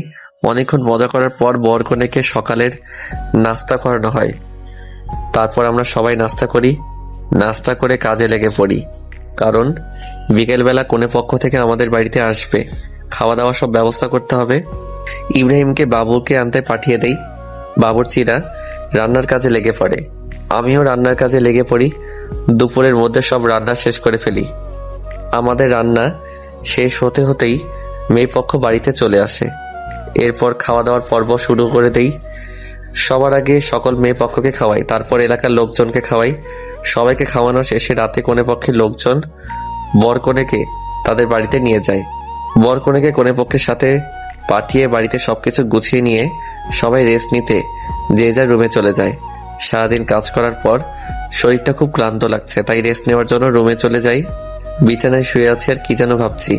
হঠাৎ কখন ঘুমিয়ে পড়েছি নিজেও জানি না। সকালবেলা জান্নাতের ডাকে ঘুম ভাঙে। এই যে মহারাজ, এখনো ঘুম থেকে ওঠোনি? কি, কয়টা বাজে? 9টা বাজে, আর আপনি পড়ে পড়ে ঘুমাচ্ছেন? কি বলো, কখন এত বেলা হয়ে গেল? আপনি তো পড়ে পড়ে ঘুমাচ্ছিলেন, কিভাবে জানবেন? তাই তো। আচ্ছা তুমি যাও, আমি ফ্রেশ হয়ে আসছি। ওকে। তারপর জান্নাত রুম থেকে চলে যায় আর আমি ফ্রেশ হয়ে নাস্তার টেবিলে চলে যাই। নাস্তার টেবিলে বসে জান্নাত আর আমার চোখে চোখে কথা হচ্ছিল। এমন সময় খেয়াল করলাম ইব্রাহিম আমার দিকে তাকিয়ে আছে। আমি আর কিছু করলাম না, চুপচাপ নাস্তা করে রুমে চলে আসলাম। অনেকক্ষণ ধরে রুমে বসে আছি, কিছু ভালো লাগছে না, তাই ছাদে চলে গেলাম। ছাদে গিয়ে দাঁড়িয়ে আছি। কিছুক্ষণ পর অনুভব করলাম কেউ একজন পেছন থেকে আমাকে জড়িয়ে ধরলো। আমি পিছনে তাকিয়ে দেখি জান্নাত। কি ব্যাপার, তুমি কখন আসলে? দেখলাম তুমি ছাদে আসছো, তাই পেছনে পেছনে চলে আসলাম। তো পিছন থেকে এইভাবে জড়িয়ে ধরলে কেন? কেন, ভালো লাগছে না বুঝি? ভালো লাগবে না কেন? এই দিনের বেলা তুমি আমাকে জড়িয়ে ধরে আছো, কেউ যদি দেখে তাহলে সমস্যা হবে তো। কেউ দেখলে দেখুক, আমার বইয়ে গেছে তাতে। পাগলামি করো না, একটু বোঝার চেষ্টা করো। তুমি চুপ থাকবে? দেখো জান্নাত, একটু বোঝার চেষ্টা করো। এখন আমরা ছাদে আছি, যদি কেউ দেখে ফেলে তাহলে অনেক বড় সমস্যা হয়ে যাবে। তুমি চাও না তো আমি তোমাকে এইভাবে জড়িয়ে ধরে থাকি? আচ্ছা ঠিক আছে, থাকো তুমি তোমার মতো, আমি গেলাম। এটা বলে জান্নাত যখন পেছনে ফিরে ছাদ থেকে নেমে যেতে চাইলো, পিছনে ফিরে জান্নাত চমকে গেল। আমি পিছনে তাকাতেই দেখি ইব্রাহিম দাঁড়িয়ে আছে। ইব্রাহিম, তুই এখানে কখন আসলি? কোনো ডিস্টার্ব করলাম বুঝি? দোস্ত, এসব কি বলিস? জান্নাত, তুই নিচে যা। ভাইয়া, তুই হৃদয়কে কিছু বলবি না? তোকে নিচে যেতে বলেছি, তুই নিচে যা। জান্নাত ইব্রাহিমের ধমকে নিচে চলে যায়। এদিকে ইব্রাহিম আর আমি ছাদে রয়ে গেলাম। ইব্রাহিম আমাকে বলছে, আমি প্রথম থেকে যা সন্দেহ করেছিলাম তাই সত্য হলো।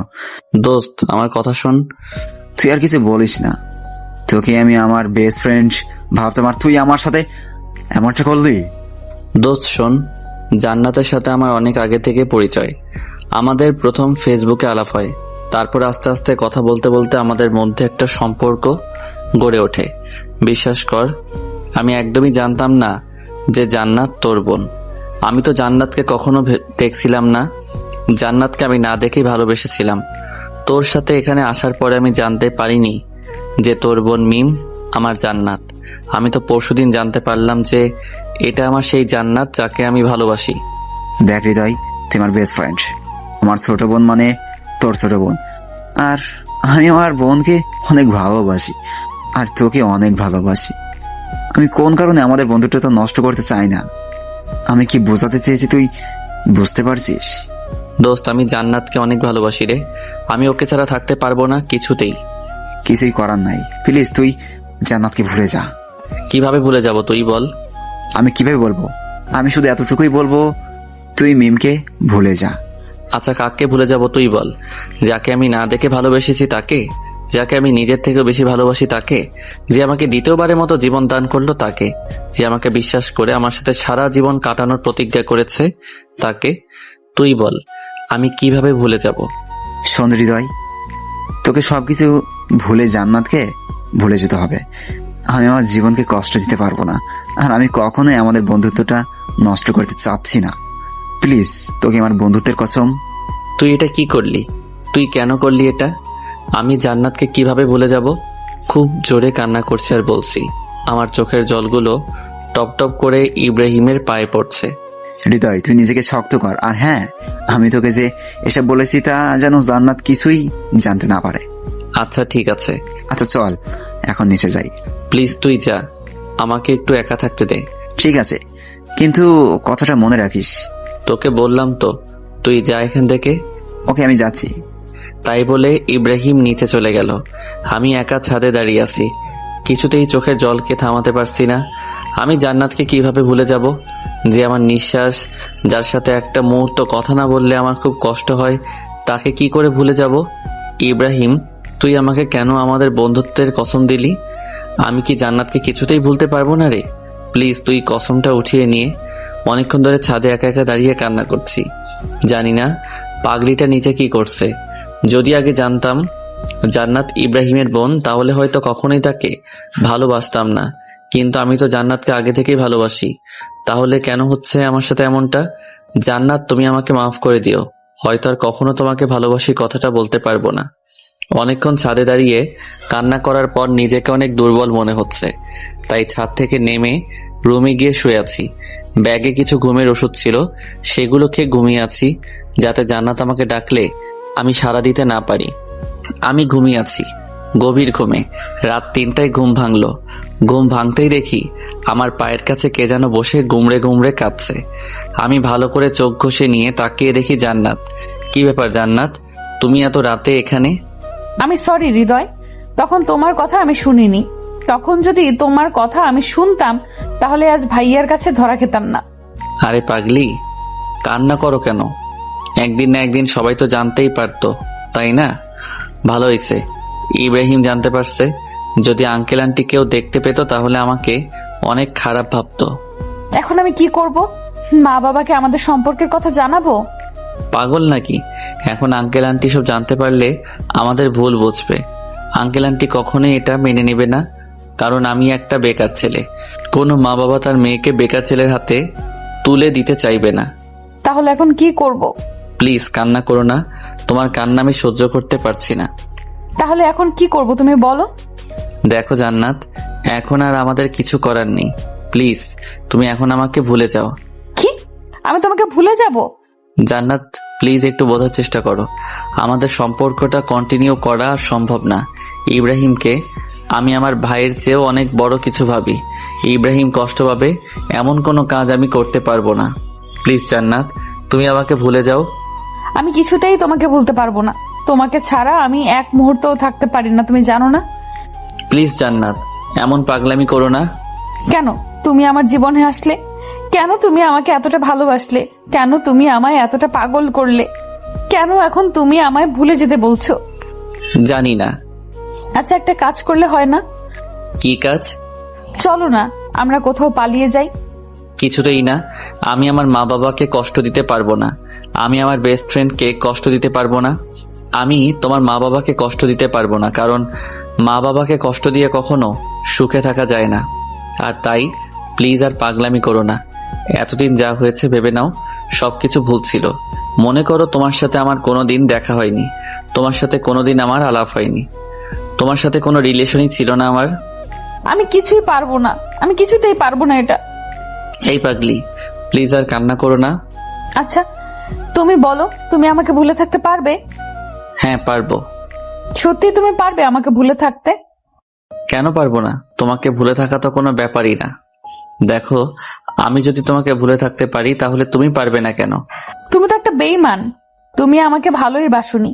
যদি ভালোবাসতে তাহলে ভুলে যাওয়ার কথা বলতে না।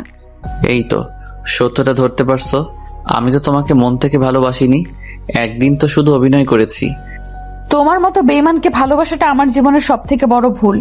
এখনো সময় আছে, চাইলে ভুলটা সংশোধন করে নিতে পারো। হ্যাঁ তাই করব। একটা বেঈমানকে ভালোবেসেছিলাম, এটা ভুলে যেতে আমার বেশি সময় লাগবে না। আমিও তো এটাই চাই, তুমি আমাকে ভুলে যাও। জান্নাত দৌড়ে বাড়ি থেকে বেরিয়ে চলে যায়। সত্যি আমি অনেক বড় বেঈমান। আমি বন্ধুত্বটা টিকিয়ে রাখার জন্য আমার ভালোবাসাটা কবর দিলাম। সত্যি কিছু কিছু ভালোবাসা এমনই, কিছু সম্পর্কের কাছে হার মেনে যায়। আমার ভালোবাসাটাও না হয় এইভাবেই হারিয়ে গেল। আজ খুব কষ্ট হচ্ছে, কিন্তু কি করব, আমার কিছু করার নেই। সত্যি আমি ইব্রাহিমকে কষ্ট দিতে চাই না। ইব্রাহিমকে আমি অনেক ভালোবাসি। রাতে ভাবছি যদি আমি এখানে থাকি তাহলে রোজ জান্নাতের সাথে আমার দেখা হবে। আর জান্নাতের সাথে আমার দেখা হলে জান্নাত আমাকে কিছুই ভুলতে পারবে না, আর আমিও জান্নাতকে কিছুতেই ভুলতে পারবো না। তাই সব থেকে ভালো হবে আমি কাল সকালে কাউকে কিছু না জানিয়ে এখান থেকে চলে যাব। কথা মতো পরের দিন সকালে সিরাজগঞ্জ থেকে আমি ঢাকায় চলে আসি। কিন্তু ঢাকায় আসার আগে আমি রাত্রে একটা চিঠি লিখি, আর চিঠিটা গোপনে জান্নাতের টেবিলের উপর রেখে আসি। পরদিন সকালে জান্নাত ঘুম থেকে উঠে হৃদয়কে খুঁজতে যায়, কিন্তু হৃদয়কে রুমে খুঁজে পায় না। পুরো বাড়ি তন্ন তন্ন করে খুঁজে, কিন্তু কিছুতেই হৃদয়ের দেখা পায় না। খুব হতাশা নিয়ে নিজের রুমে ফিরে রুমে গিয়ে বিছানায় বসে কান্না করতে লাগলো। হঠাৎ এমন সময় টেবিলের উপর চোখ পড়ল। জান্নাত দেখতে পেল টেবিলের উপর একটা চিঠি পড়ে আছে। জান্নাত দৌড়ে গিয়ে চিঠিটা উঠিয়ে খুলে চিঠিটা পড়তে অবাক হয়ে গেল। চিঠিতে লেখা ছিল, প্রিয় জান্নাত, পারলে আমাকে মাফ করে দিও। সত্যি আমি অনেক বড় স্বার্থপর এবং বেঈমান। তোমাকে ভালোবাসার কোনো অধিকারই আমার নেই, আর তাই আমি চলে যাচ্ছি। আর কোনোদিন তোমার সামনে আসবো না। পারলে আমায় মাফ করে দিও। তোমাকে অনেক কষ্ট দিয়েছি। ভালো থেকো, সুখে থেকো, আর নতুন করে জীবন শুরু করো। ইতি, তোমার হৃদয়। চিঠিটা পড়ে জান্নাত আর কান্না থামাতে পারল না। খুব জোরে কান্না করছে আর বলছে, হৃদয়, তুমি আমাকে এই চিনলা? তোমাকে আমি এত ভালোবাসলাম? কি রাগের মাথায় একটা কথা বলে ফেলেছি আর তুমি আমাকে ছেড়ে চলে গেলে? তুমি ভাবলে কিভাবে তোমাকে ছাড়া আমি বাঁচবো? আমি তোমাকে ছাড়া বাঁচতে পারবো না, তুমি জানো না? কেন তুমি আমাকে ছেড়ে গেলে? প্লিজ ফিরে আসো হৃদয়। খুব কান্না করছে আর বলছে, পাগলটার কি দোষ বলেন? সত্যি যে দুজন দুজনকে অনেক ভালোবাসে, কিন্তু নিয়তির কাছে তাদের ভালোবাসা হেরে যাচ্ছে।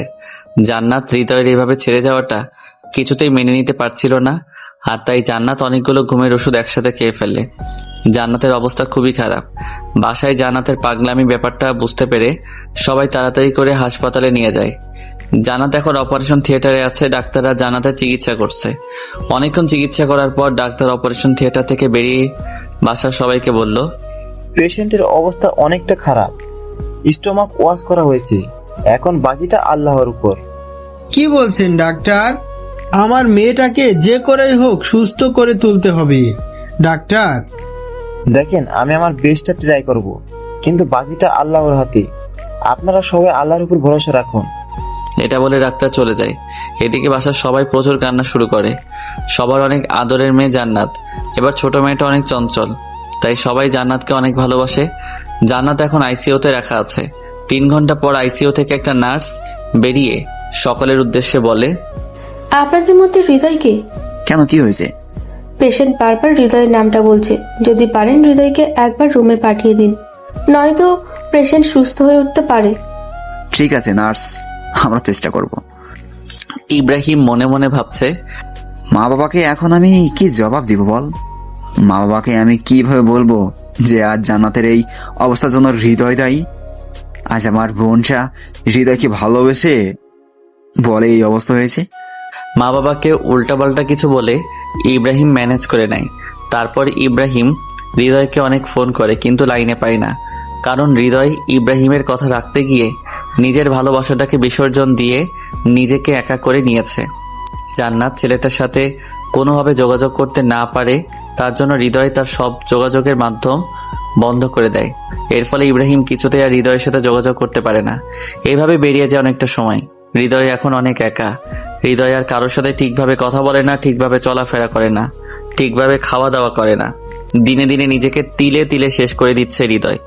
একদিকে হৃদয় নিজেকে তিলে তিলে শেষ করে দিচ্ছে, অপরদিকে জান্নাত হাসপাতালে মৃত্যুর সাথে পাঞ্জা লড়ছে।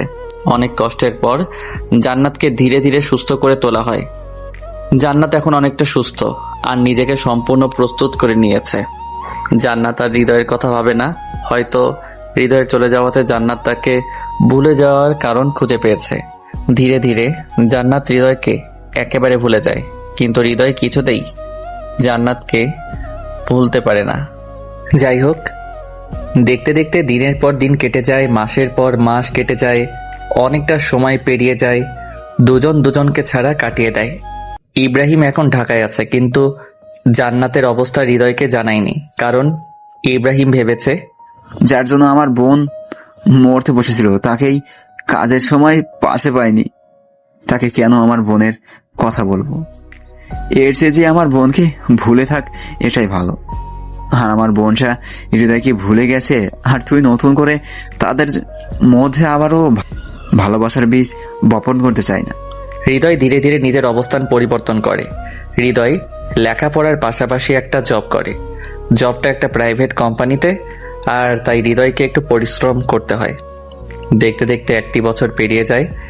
জান্নাতের সাথে হৃদয় আর কোনো যোগাযোগ হয় না। একদিন অফিস শেষে হৃদয় বাসায় ফিরে ফ্রেশ হতে যাবে, হঠাৎ এমন সময় তার ফোনটা বেজে উঠল। হ্যালো হৃদয়, তুই কোথায় আছিস? ইব্রাহিম অনেকটা আতঙ্কিত কণ্ঠে বলল। তখন আমি অনেক ভয় পেয়ে যাই ইব্রাহিমের এমন কণ্ঠ শুনে। কি হয়েছে দোস্ত, তোর কণ্ঠটা এমন লাগছে কেন? এরপর হৃদয় যা শুনতে পায় সেটা শোনার জন্য হৃদয় মোটেও প্রস্তুত ছিল না। কি বলছিস তুই যাতা? দোস্ত, এখন আমি কি করব? আমার বোনটা যে আর সমাজে মুখ দেখাতে পারবে না দোস্ত। এটা শুনে হৃদয় বাসা থেকে এক দৌড়ে বেরিয়ে গাড়ি ধরে সিরাজগঞ্জ চলে যায়। সিরাজগঞ্জ গিয়ে সোজা হাসপাতালে চলে যায়। হাসপাতালে গিয়ে দেখতে পায় জান্নাত একটা বেডে শুয়ে আছে। তার পাশে চাচা চাচি দাদা দাদি বসে আছে আর কান্না করছে। আমি কি বলবো বুঝতে পারছি না। সত্যি আমার অনেক কষ্ট হচ্ছে।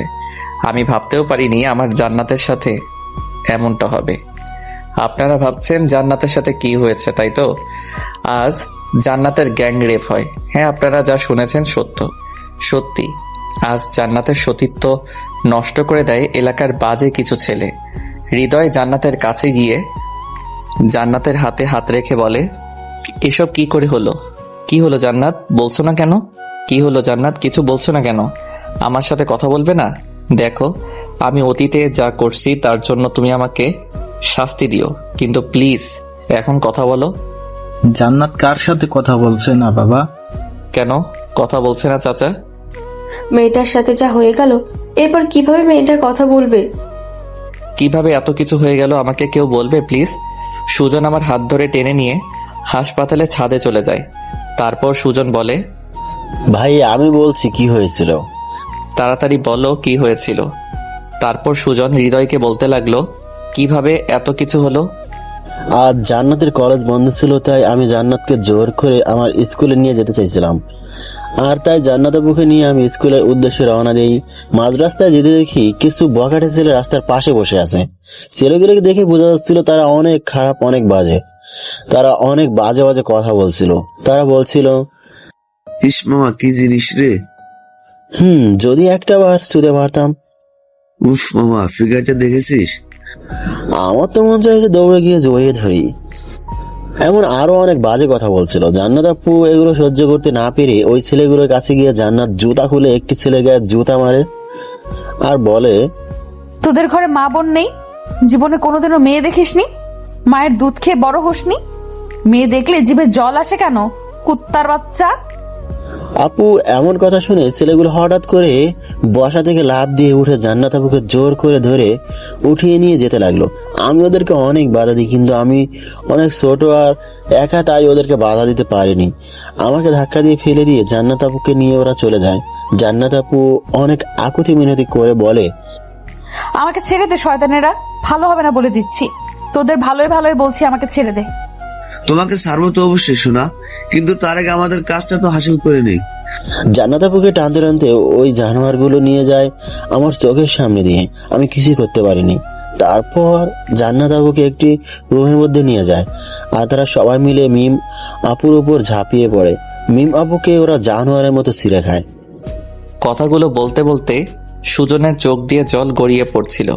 টপ টপ করে কথাগুলো শুনে আমার শরীরের লোমগুলো খাড়া হয়ে গেল। আমি নিজেকে কন্ট্রোল করতে পারছি না। চোখ দিয়ে অঝরে পানি ঝরছে। আমি ছাদ থেকে নেমে জান্নাতের কাছে গেলাম। নিচে এসে দেখি আঙ্কেল আন্টি ইব্রাহিম সবাই চলে এসেছে। সবাইকে একটু সাইড করে আমি জান্নাতের পাশে গিয়ে বসে জান্নাতের 2 হাত ধরলাম আর বললাম, সত্যি তোমার সাথে অনেক খারাপ হয়েছে। আমি কোনোদিন ভাবতেও পারিনি তোমার সাথে এমন কিছু হবে। প্লিজ নিজেকে ছোট করে দেখো না। তুমি সুস্থ হয়ে ওঠো তাড়াতাড়ি, ওই জানোয়ারদের শাস্তির ব্যবস্থা করব। ওরা অনেক খারাপ, ওদের সাথে আমরা পেরে উঠবো না। চাচা কোনো চিন্তা করবেন না, আমি আছি। আমি সবকিছু দেখে নেব। তুমি ওদের সম্পর্কে কিছু জানো না। এইসব জানোয়ারদের সম্পর্কে আমি কিছু জানতেও চাই না। আমি আইনের সাহায্য নিয়ে ওদের শাস্তির ব্যবস্থা করব। কিন্তু পুলিশ? কোনো কিন্তু না চাচা, আমি সবকিছু দেখে নেব। ইব্রাহিম তুই আমার সাথে চল। তাই বলে আমি ইব্রাহিম আর সুজনকে নিয়ে থানাতে চলে গেলাম। থানায় গিয়ে ওই জানোয়ারদের নামে কেস ফাইল করলাম। পুলিশগুলো আমায় বারবার বলছিল, আপনি যাদের নামে কেস করেছেন তারা কে জানেন? তাদের সম্পর্কে আমার জানার কোনো ইচ্ছা নেই। আমি শুধু এইটুকু চাই আসামিদের সঠিক শাস্তির ব্যবস্থা করা হোক। এখন তো এসব কথা বলতেছেন, কিন্তু আবার একটু পর এসে মতলব বদলাবেন না তো? দেখেন দারোগা সাহেব, আমি যা করি ভেবে চিন্তে করি, আর আমি আমার কথা থেকে একটু নড়চড় হব না। আদালতে ঠিক প্রমাণ পেশ করতে পারবেন তো? অবশ্যই পারবো। আচ্ছা, তাহলে আমরা কেসটা নিচ্ছি। ঠিক আছে দারোগা সাহেব, আর হ্যাঁ, যত তাড়াতাড়ি সম্ভব আপনি আসামিদের গ্রেফতার করবেন। ঠিক আছে, আপনারা এখন আসুন। ওকে দারোগা সাহেব। তারপর থানা থেকে চলে আসি। হাসপাতালে আসতে সবাই আমাকে ধরে বলে, এমনি মেয়েটার এই অবস্থা, সবার সামনে মাথা উঁচু করে বাঁচতে পারে না, আবার তুমি যা শুরু করলে হৃদয়। দেখেন আঙ্কেল, আমি যা করছি একদম ঠিক করছি। আচ্ছা, এখানে জান্নাতের দোষটা কোথায় আমাকে বলবেন? জান্নাত কি নিজের ইচ্ছায় ধর্ষিত হয়েছে? কি ব্যাপার, চুপ করে আছেন কেন? জবাব দিন। আমাদের সমাজে সব থেকে বড় সমস্যা কি জানেন? আমাদের সমাজে যে মেয়েগুলো ধর্ষিত হয়, আমরা তাদেরকে ছোট করে দেখি, আমরা তাদেরকে খারাপ বলি, আর যে জানোয়ারগুলো মেয়েদের সাথে এমন খারাপ কাজ করে তাদেরকে বাহবা দিই। যেখানে আমাদের মেয়েটিকে মেন্টালি সাপোর্ট দেওয়ার কথা, সেখানে আমরা মেয়েটিকে ছোট করে দেখি, মেয়েটিকে আমরা অপমান করি। আমরা ধর্ষিত মেয়েদের সমাজের বোঝা মনে করি। আচ্ছা, মেয়েরা কি ইচ্ছা করে ধর্ষিত হয়? মেয়েরা কি চায় তাদের সব থেকে মূল্যবান সম্পদ কেউ এইভাবে কেড়ে নিক? অথচ একটি মেয়ে ধর্ষিত হওয়ার পর আমরা মেয়েটিকে দোষী সাব্যস্ত করি, আর ধর্ষককে আমরা বড় করে দেখি। যদি আমরা একটি ধর্ষককে সঠিক বিচারের আওতায় নিয়ে আসতে পারতাম, তাহলে আজ ধর্ষণ তো দূরের কথা, আমাদের সমাজে কোনো ছেলে মেয়েদের দিকে চোখ তুলে তাকাতে পারতো না। কিন্তু আমাদের দেশে কি আমরা তাই করি? মোটেও করিনি। বরং উল্টো আমি মেয়েদেরকে এমন এমন কথা শোনাই যার কারণে মেয়েরা তাদের অনিচ্ছা সত্ত্বেও আত্মহত্যা করতে বাধ্য হয়, শুধু আমাদের সমাজের মানুষদের জন্য।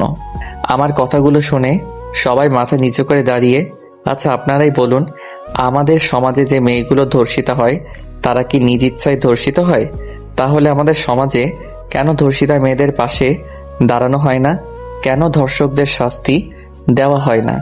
আজ এই দেশে একটি ধর্ষকের সবার সামনে শাস্তি দেওয়া হোক, দেখবেন এই দেশে আর দ্বিতীয়বারের মতো কোনো ধর্ষণের কথা আপনি শুনবেন না।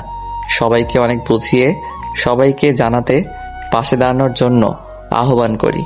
এখন সবাই মিলে জান্নাতের পাশে দাঁড়িয়ে আছি, শুধু ধর্ষকদের শাস্তি প্রদানের জন্য। কিছুক্ষণ পর কিছু গুন্ডা টাইপের ছেলে পেলে আমাদের কাছে এসে ছুরি, রামদা, পিস্তল এসব দেখে ভয় দেখাচ্ছে আর বলছে, যদি তোরা ভালো চাস আর তোদের মেয়েকে সুস্থ দেখতে চাস, তাহলে কেসটা উঠিয়ে নে, না হলে খুব খারাপ হয়ে যাবে। তোরা কি করতে পারিস আমি দেখে নিব। আমি আমার যথেষ্ট চেষ্টা করে তোদের শাস্তির ব্যবস্থা আমি করব।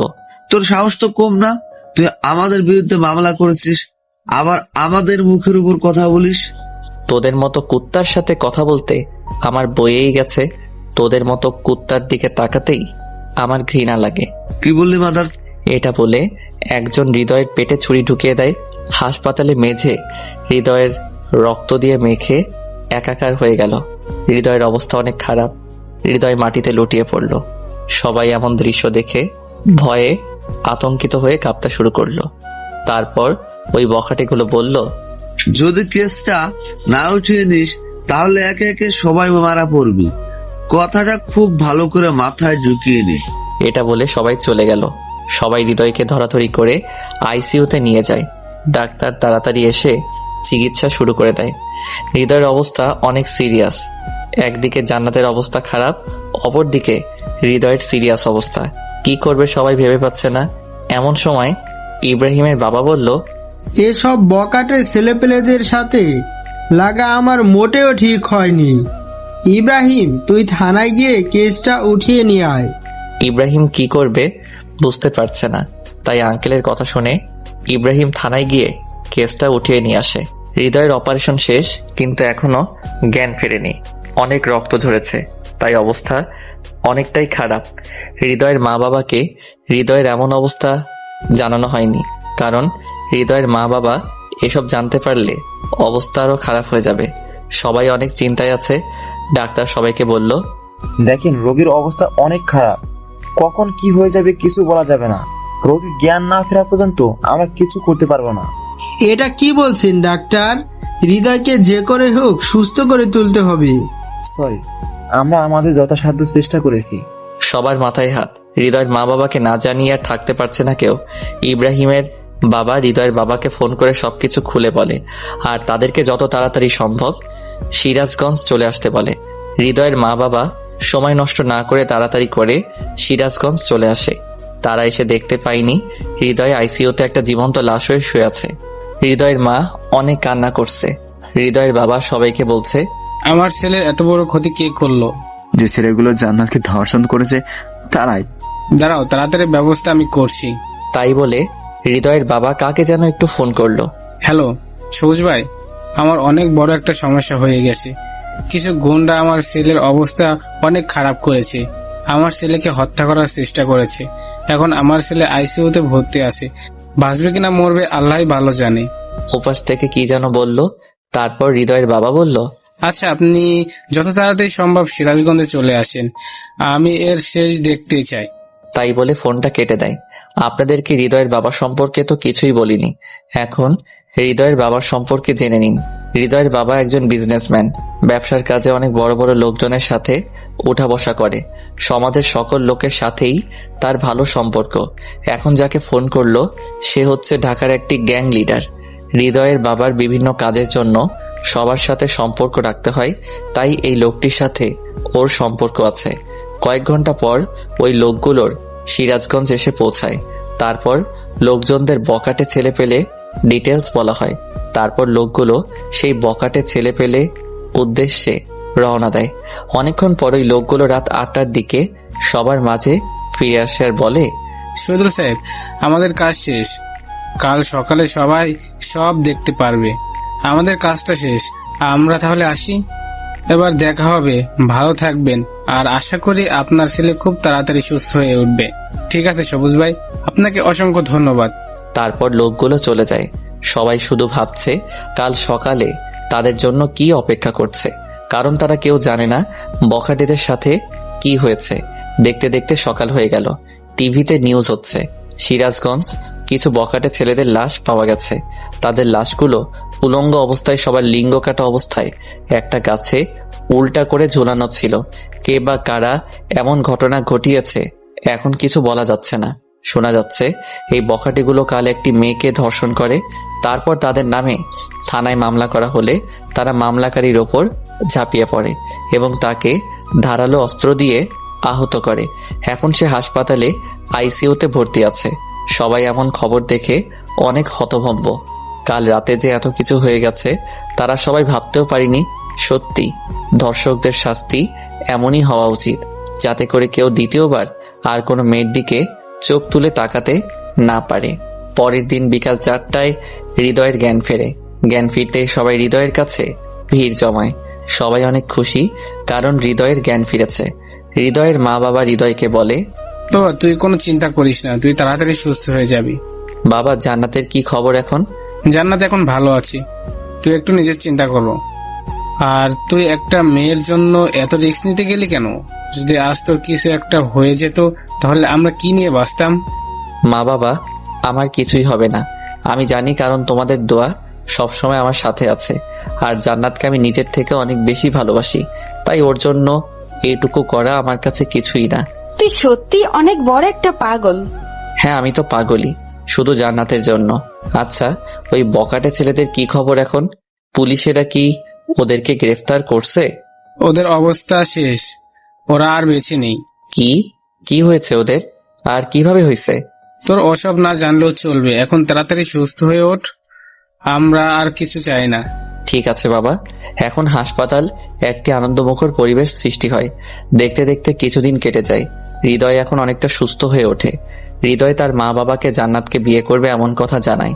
হৃদয়ের বাবা বলে, তুই জান্নাতকে বিয়ে করবি, কিন্তু ও যে এখন সমাজের মুখে খারাপ হয়ে গেছে।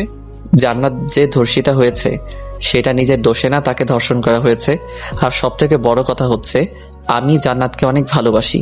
জান্নাতকে ছাড়া আমি বাঁচবো না। আর জান্নাতের জন্য আমি এত কিছু করলাম, কিন্তু শেষে এসে তাকে পাবো না, এটা তো কিছুতেই হতে পারে না। আমি যদি বিয়ে করি তাহলে জান্নাতকেই করব। হৃদয়ের এমন মন্তব্য শুনে তার বাবা আর কিছু বলতে পারল না। হৃদয়ের বাবা জান্নাতের বাবার কাছে বিয়ের প্রস্তাব পাঠালো। সবাই বিয়েতে রাজি হয়ে গেল, কারণ সবাই দেখেছে হৃদয় জান্নাতকে কতটা ভালোবাসে। আজ হৃদয় আর জান্নাতের বিয়ে। খুব ধুমধাম করে বিয়েটা হয়ে গেল। ইব্রাহিম হৃদয়কে বলছে, দোস্ত আমি ভুল ছিলাম রে, আমাকে মাফ করে দিস। আমার জন্য তুই অনেক কষ্ট পেয়েছিস। আমি চাচ্ছিলাম না আমাদের বন্ধুত্বটা কোনো কারণেই ভেঙে যাক। যদি আগে আমার বোনের সাথে বিয়ে হতো তাহলে তোদের মধ্যে ঝগড়া হতো, রাগারাগি হতো, আর তখন আমি নিজেকে ঠিক রাখতে পারতাম না। তখন তোর সাথে আমার সম্পর্কটা নষ্ট হয়ে যেত, আর আমি আমাদের এই বন্ধুত্বটা নষ্ট করতে চাচ্ছিলাম না। তাই আমি তোকে নিষেধ করেছিলাম। আমাকে মাফ করে দিস দোস্ত। আর আমার বোনের খুব যত্ন নিবে। যদি কোনোদিন আমার বোনের চোখে এক ফোঁটা জল আসে তাহলে তোকে খুন করে ফেলবো। এই বোকা, তুই আমার বেস্ট ফ্রেন্ড, তুই ভাবলি কিভাবে তোর সাথে আমার সম্পর্কটা নষ্ট হয়ে যাবে? জান্নাতকে তো আমি আমার নিজের থেকে অনেক বেশি ভালোবাসি, তাই ওকে কষ্ট দেওয়া তো অনেক দূরের কথা, ওকে রাখতে পর্যন্ত দেব না। আয় দোস্ত, বুকে আয়। তারপর দুজন দুজনকে জড়িয়ে ধরে কান্না করে দেয়। এ কান্না কষ্টের কান্না না, সুখের কান্না। তারপর হৃদয় ইব্রাহিমকে ছাড়িয়ে বলে, এই শালা, তোর বোন অপেক্ষা করছে আমার জন্য, বাসরাত তো পেরিয়ে যাবে। আর তুই এতদিন আমাকে শালা শালা বলেছিস, আর আজকে আমি সত্যি শালা হয়ে গেলাম। হ্যাঁ, আমি বোধহয় আগে থেকেই জানতাম রে তুই আমার শালা হবি, তাই আগে থেকে তোকে শালা বলে ডাকতাম। হৃদয়, হয়েছে দোস্ত, আর বলিস না, আমি বাসর ঘরে গেলাম। আচ্ছা যা, আর কথাটা মনে রাখিস, আমার বোনের চোখে যদি কোনো জল আসে তাহলে তুই শেষ। ঠিক আছে দোস্ত। তারপর হৃদয় বাসর ঘরে ঢোকে। ঘরের ভেতর ঢুকে দেখে জান্নাত বিছানার উপর ঘোমটা দিয়ে বসে আছে। হৃদয় আজ ঘোমটাটা উঠিয়ে জান্নাতের মুখের দিকে তাকিয়ে আছে। ইস, কি সুন্দর তুমি, সত্যি তোমাকে দেখে চোখ ফেরানো দেয়। তাই বুঝি? তাই তো, না হলে কি আমি তোমার প্রেমে পড়ি? কই, তুমি তো আমাকে না দেখে ভালোবেসেছিলে, তাহলে এখন এই কথা বলছো কিভাবে? রাখছো কেন? আমি তো এটা কথার কথা বললাম। সত্যি আমার বউটাকে একদম পরীর মতো দেখতে লাগছে। জানি সেটা, এখন নতুন কিছু বলো। নতুন করে কি আর বলবো, শুধু একটা কথা জেনে রাখো, আজ থেকে ম্যাচ শুরু। আমি একেবারে ক্রিকেট টিম বানিয়ে তারপর থামবো। কি, তুমি কি আমাকে মেরে ফেলবে? কি বলো জান, তোমাকে মেরে ফেলবো কেন? তাহলে ক্রিকেট টিম বানাতে চাইছো, আমার কষ্ট হবে না? আজ সেসব পরে দেখা যাবে, এখন আজকের ম্যাচটা শুরু করি। যা দুষ্টু। আয় হায়, আমার লজ্জাবতী লজ্জা। তাই বলে জান্নাতকে ধরে ওর ঠোঁটে আমার ঠোঁট লাগিয়ে দেই। এরপর আস্তে আস্তে বাকি কাজ শুরু হয়ে যায় আমাদের ক্রিকেট টিম তৈরি করার জন্য। আপনারা এখন আসতে পারেন, কারণ এখন আমরা যা করতে যাচ্ছি সেসব আপনাদেরকে দেখাতে পারবো না। আপনাদের লজ্জা করে না? আপনারা এখনো আছেন? আপনারা কি চান, আমাদের বাসর দেখবেন? আপনারাও বিয়ে করে বাসর করেন, আপনাদের কি বাধা দিয়েছি? উফ, আর জ্বালাস না তো, গল্প এখানেই শেষ। এখন সবাই বিদায় নেন। হাই বন্ধুরা, গল্পটা কেমন লাগলো অবশ্যই কমেন্ট করে জানাবেন।